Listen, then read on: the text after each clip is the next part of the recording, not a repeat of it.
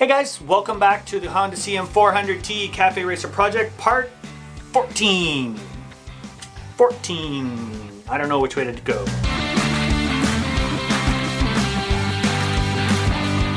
It's been a few weeks since I've posted, and it's basically just been parts that I've been waiting on.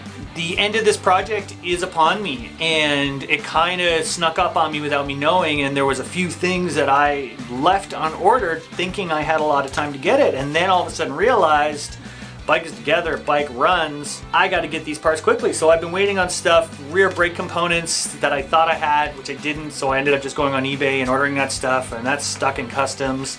I have further stuff to deal with the gas tanks, so I had to get some products to do with that. We'll do that today, you know, and then there's other little stuff like the chain and stuff. The jet kit has just arrived, so it's not going to be in this video. I literally just picked it up, so that's going to be in the next video. We take off the carbs, and I'm going to devote it all to the jet kit and seeing how well I can get this bike tuned and basically do a little review on that. So that's upcoming, but for now, let's hit the front brakes.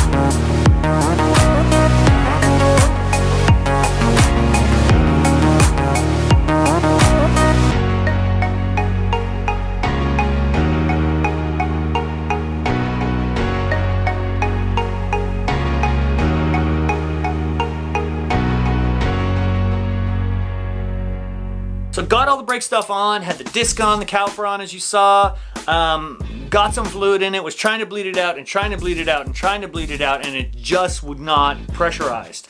And then I discovered my master cylinder has a leak and needs a rebuild. Went online to sort of look up kits and was also comparing it to just ordering another master cylinder, and so that's what I ended up doing. For the same price as the kit, I get a new master cylinder with a nicer reservoir that's not all yellowed and dingy like the old one with, you know, the cover that's a little bit warped or whatever. This, it's all new and lovely. It should bolt right on. I haven't tested the threads on it yet, whether or not I have to do some sort of adapter or something, but yeah, this is the direction I'm gonna go. This also came with its own rebuild kit as well, so I'm actually gonna check to see if it'll work on my original master cylinder and then shelve that for the next project, which doesn't have any brakes at all. So it's kind of a win-win, win-win-win. Let's get it on.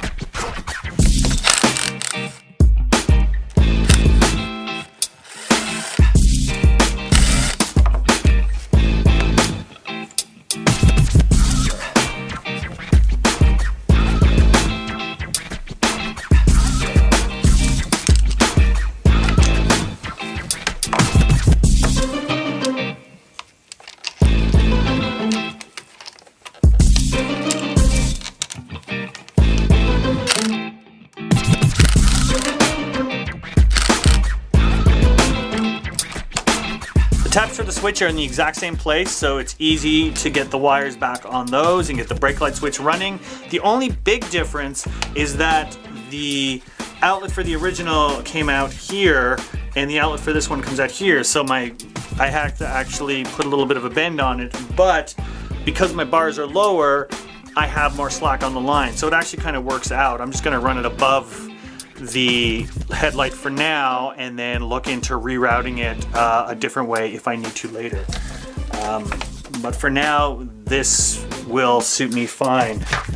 And just a small little bonus, that master cylinder came with the screw to accommodate a banjo fitting and has the 2 little O-rings on it, which is handy because my banjo fitting down at the master caliper is missing one of the washers. So I'm gonna grab these because they've got a nice little rubber center and transfer those down there and get everything nice and buttoned up. All right, so that stuff is all in. I've actually got good brake pressure, no leaks.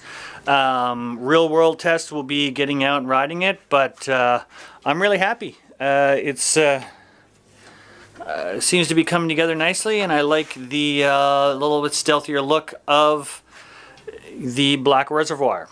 Wanted to give you a little bit of an update on the tank because there's been some interesting developments. Since we left off last time, I was experimenting with different finishes on it. And one thing I did is I took a can of flat black and I just dusted the whole thing. And I'm not exactly sure what I was going for, but as soon as I did it, I hated it. And I broke out the acetone and a cloth and just started wiping it down. And what ended up happening was the black sort of started to get in all the little crevices and creases, and it gave it this awesome sort of black vibed natural tank look.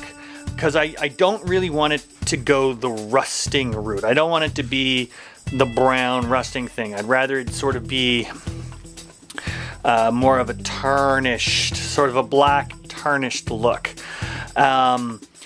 With that, as I wiped it down, I hit some of the flat black that I had put on the emblem, and if you can see, if it can focus for me, it took off the edges of the letter and it looks awesome. Like, I couldn't have planned that better. It's like the silver that's poking out around the edges. It's exactly the look I wanted. So that I'm really happy about. This may not look like it has that black tinge because what ended up happening was I discovered this tank has some very minute leaks, which is probably why I had the bubble on this side. It was enough to separate the paint, but it wasn't enough to get past that. And there wasn't a lot of gas left in this tank anyway. But interestingly enough, after I had gotten all the metal off, this guy, if you can see that little divot, and somewhere around here, there's a little divot right there. Those guys started very slowly leaching gas. I would come in like in the morning and I would smell it and there would be a little wet circle here and a little wet circle here. So what I decided to do was treat the tank on the inside and do the POR15 tank thing. I've already done the cleaner degreaser inside. Basically fill it up, mix it with water, or slosh it around, see if it comes out clean, which it did. I think it's pretty clean inside, but I wanted to get obviously back here, which I can't see, and so there obviously must be more damage back here than up front. I've done the metal prep, which interestingly enough, it spilled all over the sides of the thing, so I ended up having to basically wipe off a lot of the cool black that I've done with it. I've since, you know, gone back at it with the wire wheel, and you can still see a few of the drips that were coming down here. But essentially, I introduced the black, I've taken it away, and now it's kind of middle ground. Sitting here looking at it now, I'm pretty happy with it. I think I'm probably gonna leave well enough alone. Third step, the tank sealer. This is the big one, so I've actually got 3 gas tanks that will eventually need this, so I didn't mind buying the bigger kit and going there, and that's a great thumbnail right there. Let's get that into there slosh it around and yeah, get one step further. Now that I've got it on the workbench, you can see that's sort of what I'm talking about. Some of the etching that got in the metal when the metal prep got on it. So that's just a little bit left. Here's the other side. It still has that funky metal patch on it.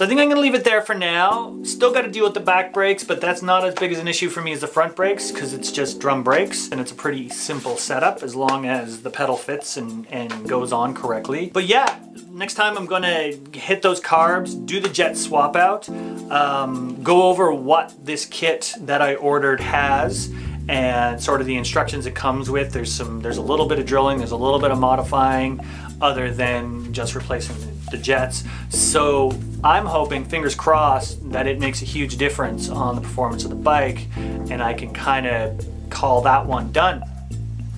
Other than that, it's rear brakes, getting the chain on and everything else. So it is very close to being done. Probably only one or two more parts on this and hopefully we get out for a test drive really soon. I'm anxious, I'm dying to take this bike out for a run.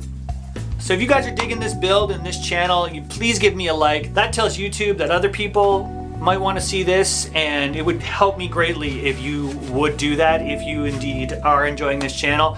People are starting to comment and send me private messages and stuff and I think it's great. I love that there's a feedback starting on this and that some of you guys are enjoying it. Check me out on Instagram at Combustion Junction. Mostly it's prequels to what's going on in the YouTube, so if you want to stay ahead of what I'm doing here, check that out. And if you felt so inclined and really wanted to help me out, hit that share button down below and email this video or another one to somebody you think might dig this channel, or throw it on your Facebook or on Twitter or whatever else. It would help me out greatly. I'm still a pretty new channel and trying to grow my subscriber base and would really appreciate if you dug this, that you could help me out. With that, hit that like button, subscribe, and we will catch you next time, guys. Cheers.